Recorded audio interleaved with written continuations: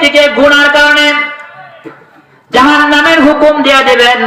আল্লাহ রাব্বুল আলামিন ফেরেশতাদেরকে ডাক দিয়ে বলবেন, আমার বান্দার আমলনামাতে না গুনাহ বেশি দেখা যায়, যাও জাহান্নামের শিকল দিয়ে বেঁধে আমার বান্দাকে জাহান্নামে নিক্ষেপ করে দাও।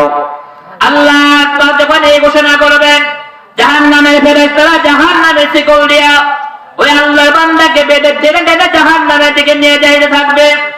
এমন সময় পয়গম্বর আদম নবীনা আলাইহিস সালাতু ওয়াস সালাম লক্ষ্য করবেন, একজন ব্যক্তিকে জাহান্নামের ফেরেশতারা জাহান্নামের শিকল দিয়া বেঁধে জাহান্নামের দিকে নিয়ে যাইতেছে। গভীরভাবে লক্ষ্য করে দেখবেন, এই লোকটা হলো আখিরি পয়গম্বর মুহাম্মাদুর রাসূলুল্লাহ সাল্লাল্লাহু আলাইহি সাল্লামের উম্মত।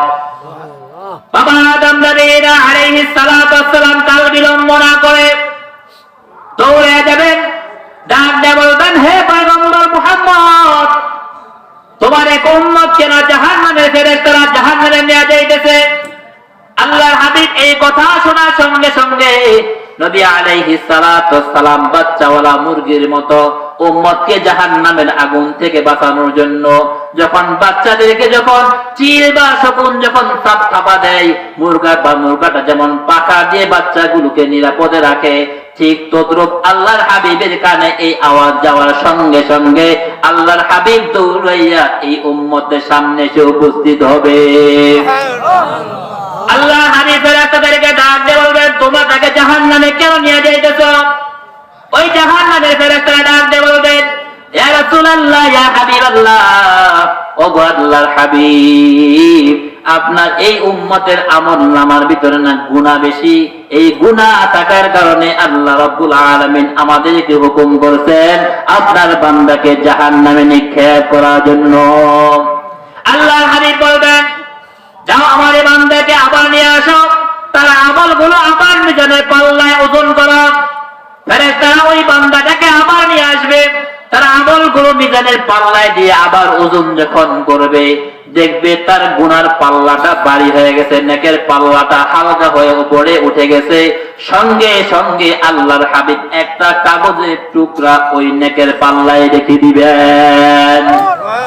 হাদিসের ভিতরে আছে, আল্লাহর হাবিব যখন ওই কাগজের টুকরাটা নেকের পাল্লায় রেখে দিবেন, সঙ্গে সঙ্গে নেকের পাল্লাটা ভারী হয়ে যাবে, গুনাহটা হালকা হয়ে উপরে উঠে যাবে।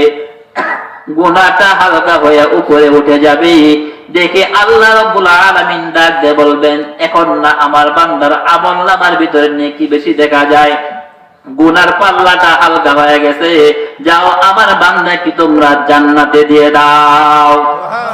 ওই ব্যক্তিটা ডাক দিয়ে বলবেন, কে গো তুমি? দুনিয়ার জমিনে আমার পিতা ছিল, তোমার চেহারাটা আমার পিতার চেহারার সঙ্গে কোনো মিল নাই, তোমার চেহারাটা আমার ভাইয়ের চেহারার সঙ্গেও কোনো মিল নাই। দুনিয়াতে আমার অনেক বন্ধু বান্ধব ছিল, তোমার এই চেহারাটা আমার কোন বন্ধু বান্ধবের চেহারার সঙ্গেও মিলে না। আজকে এই কঠিন মুহূর্তে তুমি আমাকে উপকার করলা, যে কঠিন মুহূর্তে আমার পিতা আমার কোনো উপকার করে নাই। এই কঠিন মুহূর্তে আমার বন্ধু আমার কোনো উপকার করে নাই, আমার ভাই আমার কোনো উপকার করে নাই, আমার সন্তান আমার কোনো উপকার করে নাই। এই কঠিন মুহূর্তে তুমি যে আমাকে উপকার করলা, তোমার পরিচয়টা একটু বর্ণনা করো। আল্লাহর হাবিব বলেন, হে আমার উম্মত, তুমি কি আমাকে চিনতে পারো নাই? ওই ব্যক্তি বলবেন, ইয়া রাসূলুল্লাহ, ইয়া হাবিবাল্লাহ, আপনাকে আমি চিনতে পারি নাই।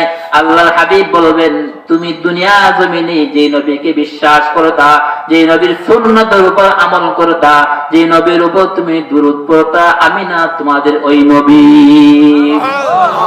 এবার আল্লাহ রাব্বুল আলামিন ওই বান্দাকে ডাক দিয়ে বলবেন, যাও যাও, তুমি জান্নাতে চলে যাও। ওই ব্যক্তিটা আল্লাহর হাবিবকে ডাক দিয়ে বলবেন, ইয়া রাসূলুল্লাহ, ইয়া হাবিবাল্লাহ, আমার আমলনামার ভিতরে এত গুনাহ যে আমার আমলনামার ভিতরে গুনাহের কারণে নেকির পাল্লাটা হালকা হয়ে গেছে।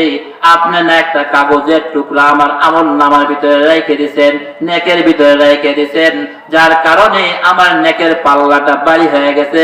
ওগো আল্লাহর হাবিব, এটা এমন কি কাগজ যেই কাগজের টুকরাটা রাখার সঙ্গে সঙ্গে নেকির পাল্লাটা ভারী হয়ে গেছে?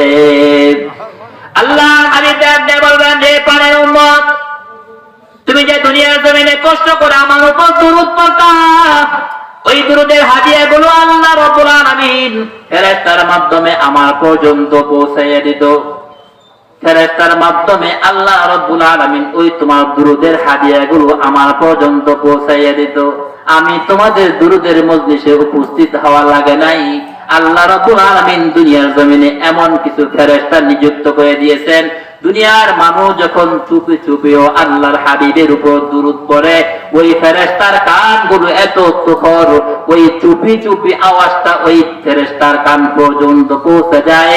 আর আল্লাহ রাব্বুল আলামিনের পক্ষ থেকে ওই সমস্ত ফেরেশতাগুলো এই ব্যক্তির পুরা ডিটেইলস পরিচয় সহ আল্লাহর হাবিবের রওজার ভিতরে পৌঁছাইয়া দেয়।